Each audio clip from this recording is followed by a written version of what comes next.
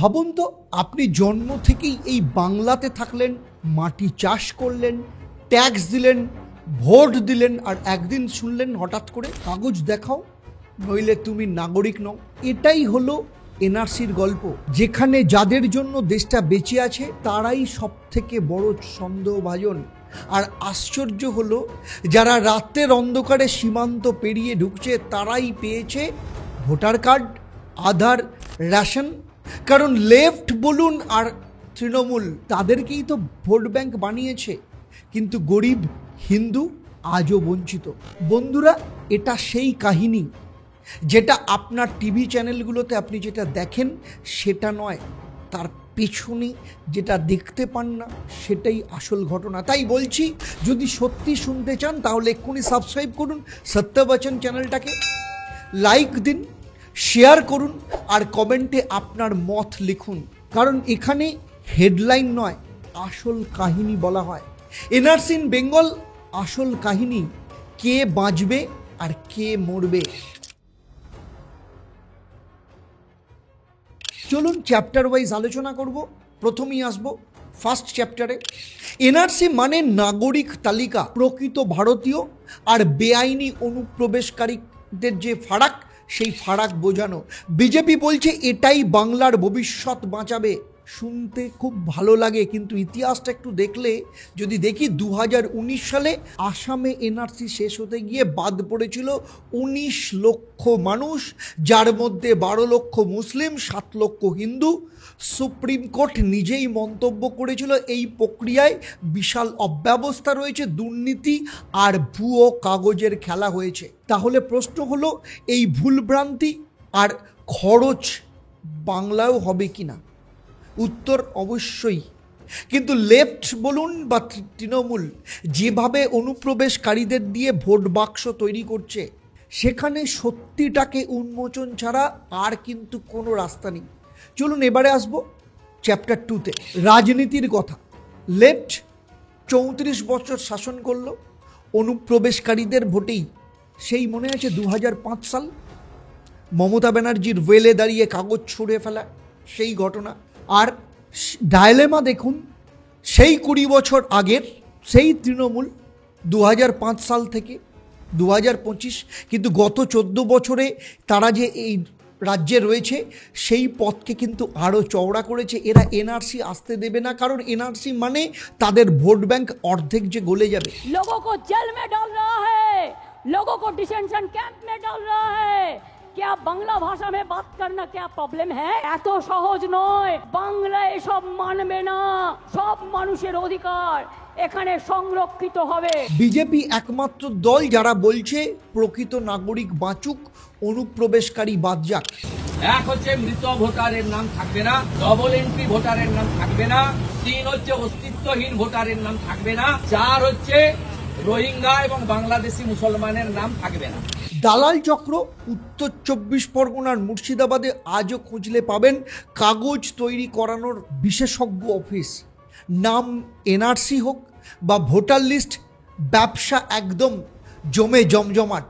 আর media NRC মানেই তো চিৎকার আর টিআরপি। যেমন আসামে হয়েছিল, বাংলাতেও হবে। চলুন এবার নেক্সট চ্যাপ্টার 3তে আলোচনা করব। এই যে সমস্যা, এই সমস্যার মধ্যে অ্যাকচুয়ালি ফাঁসছে কারা? সেই সব গরিব হিন্দু পরিবার। কারণ হিন্দু কৃষক হোক, দিনমজুর, কাগজ হারিয়ে ফেলেছে তারা।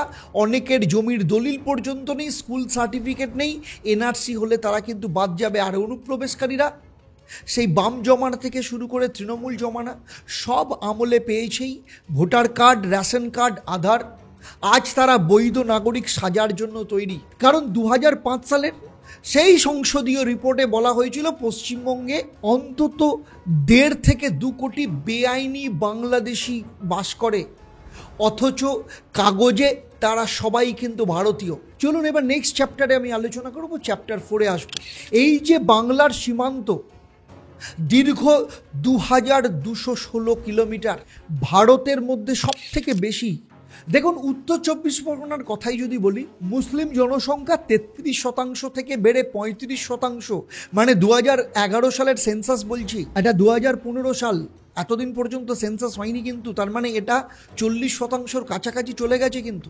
আর স্থানীয়রা বলছে অনুপ্রবেশকারী কিন্তু এই বৃদ্ধির মূল কারণ, জনসংখ্যা বৃদ্ধি নয়। আর মুর্শিদাবাদ যদি বলি, মুসলিম সংখ্যা 66%। একে তো দেশভাগ, তার উপরে বাংলাদেশিদের ঢল। মালদায় মুসলিম সংখ্যা 51%, এটাও অনুপ্রবেশকারীদের। আজকে এই পার্সেন্টেজ কিন্তু মুর্শিদাবাদে 70% হয়ে গেছে, মালদায় কিন্তু 60%-র কাছাকাছি চলে গেছে। উত্তর দিনাজপুরের কথা বলুন, মুসলিম সংখ্যা 50 পেরিয়ে গেছে। দেখুন, আমরা কলকাতা শহরতলিতে বসে এই ডেমোগ্রাফি চেঞ্জ বুঝতে পারবো না। ওই এলাকার মানুষগুলোর সাথে কথা বলুন, আমার কথার সত্যিটা আপনারা জানতে পারবেন।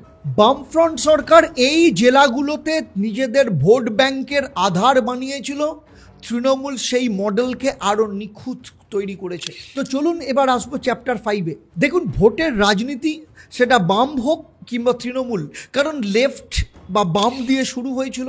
1971 সালের পর অনুপ্রবেশকারীদের রেশন কার্ড, ভোটার আইডি থেকে সমস্ত কিছু দেওয়া শুরু হয়। মুর্শিদাবাদ, মালদা, দিনাজপুর সব জেলায় পাকা ভোট ব্যাংক তারা বানিয়েছিল। তারপর এলো তৃণমূল কংগ্রেস, তারা সংখ্যালঘুদের ভোট ধরে রাখতে এনআরসিকে বাঙালি বিরোধী ষড়যন্ত্র বলে চালালো।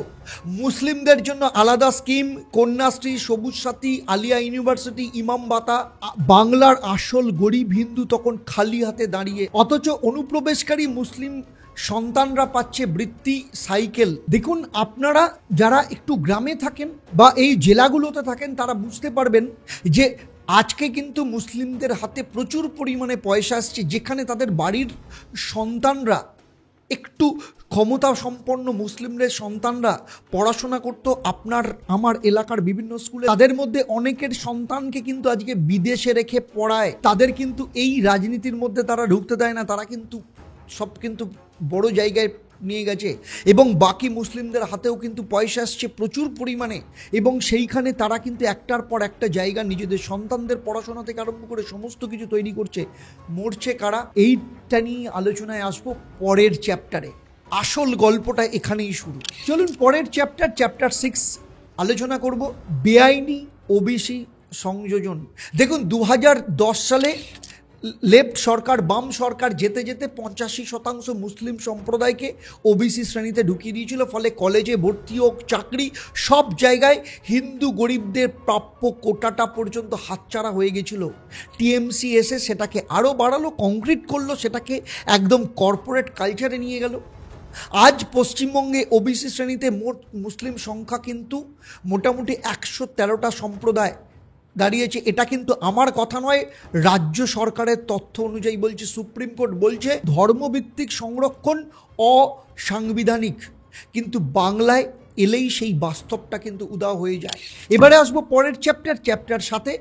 এই যে হিন্দু গরিবদের বঞ্চনা, একটা উদাহরণ দিই। ধরুন, বাঁকুড়ার একটি গরিব তপশিলি হিন্দু পরিবার, ছেলেটি রাজ্য সরকারের চাকরির পরীক্ষায় পাশ করলো, কিন্তু ওবিসি মুসলিম প্রার্থী কোটা নিয়ে চাকরিটা পেয়ে গেল। এই অন্যায়ের গল্প চারপাশে প্রচুর ছড়িয়ে আছে। এই তথ্যটা কিন্তু আমার মন গড়া নয়। 2012 থেকে 2022 তৃণমূল সরকার সংখ্যালঘু উন্নয়ন খাতে খরচা করেছে প্রায় 1 লক্ষ কোটি টাকা। এর একটা বড় অংশ গেছে কিন্তু মুসলিম স্কিমে, কিন্তু গরিব হিন্দুদের জন্য সেই পরিমাণ খরচ কত? সরকারি রিপোর্ট দেখবেন। আপনার আমার সবার দেখার অধিকার আছে, কারোর মুখের কথায় বিশ্বাস করবেন না, আরটিআই করুন, জানতে পারবেন এই কথাটা কতটা সত্যি বলছি। এখানে কোনো ন্যারেটিভ তৈরি করছি না। চলুন এবার নেক্সট চ্যাপ্টার আলোচনা করব, চ্যাপ্টার 8। এখানেই আসছে এনআরসির কেন প্রয়োজনীয়তা।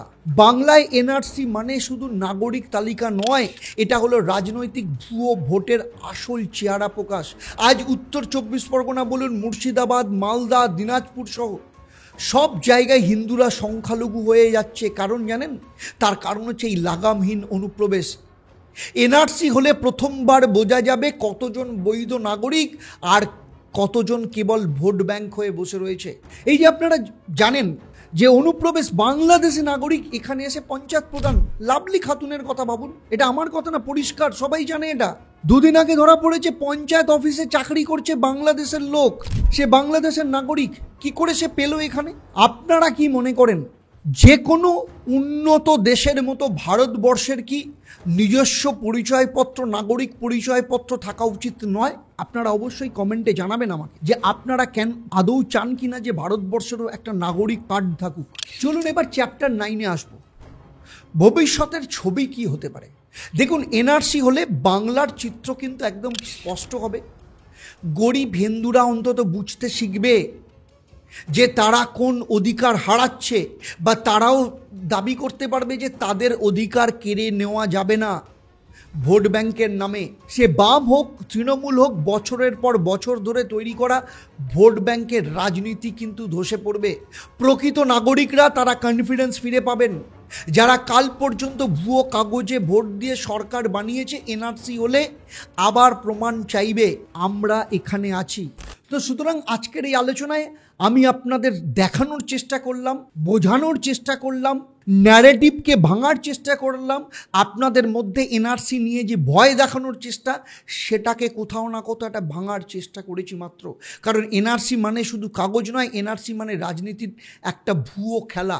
বছরের পর বছর ধরে লেফট থেকে শুরু করে টিএমসি যাদের নিয়ে ভোট ব্যাংক বানিয়েছে, তারাই আজ কিন্তু প্রমাণ চাইছে।